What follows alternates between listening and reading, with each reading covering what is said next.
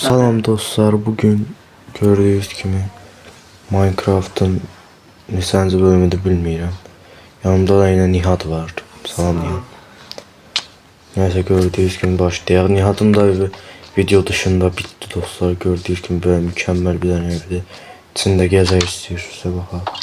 Fazla bir şey yoktu demiştim. Bəli dostlar, onsuz da. Hələ otağın saat da boşdur, çox otağım.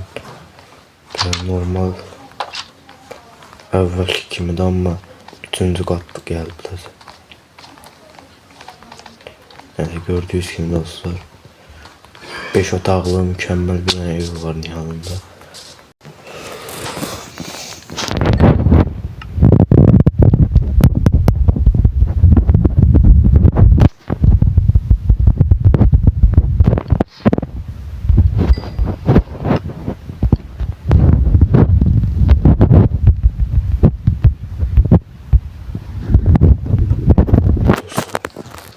Gedəyim qoyaq.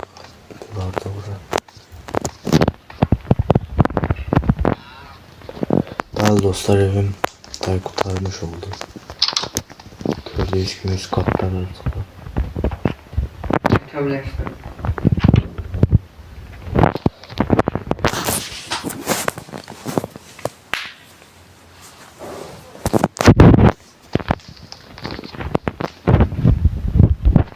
Gördüğünüz gibi dostlar, tabii ki de mutfak var.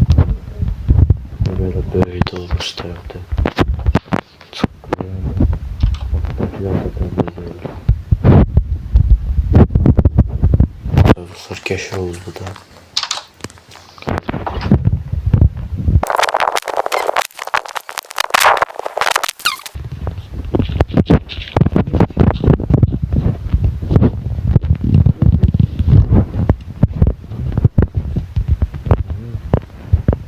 Birimiz de yanındayız.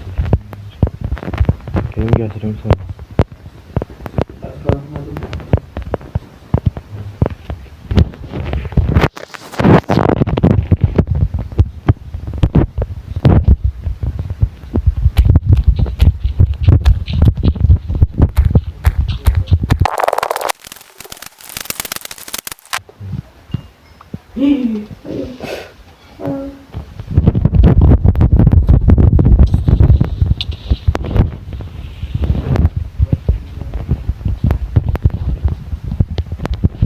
At da ölmüştü.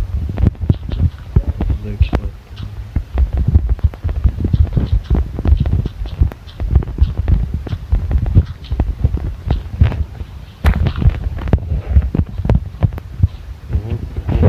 Dağı deşeceğim şimdi. Valla.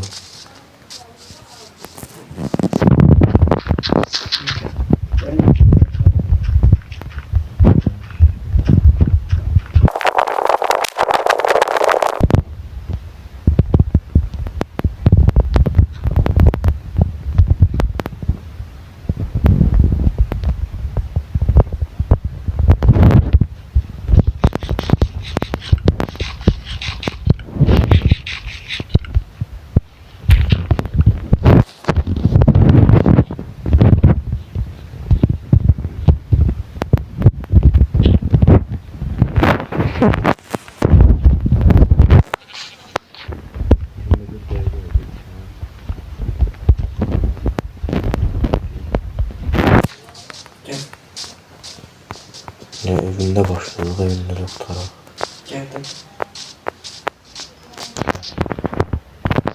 Bəli dostlar, bu da bu kadar idi. Sağ olun, salamat qalın.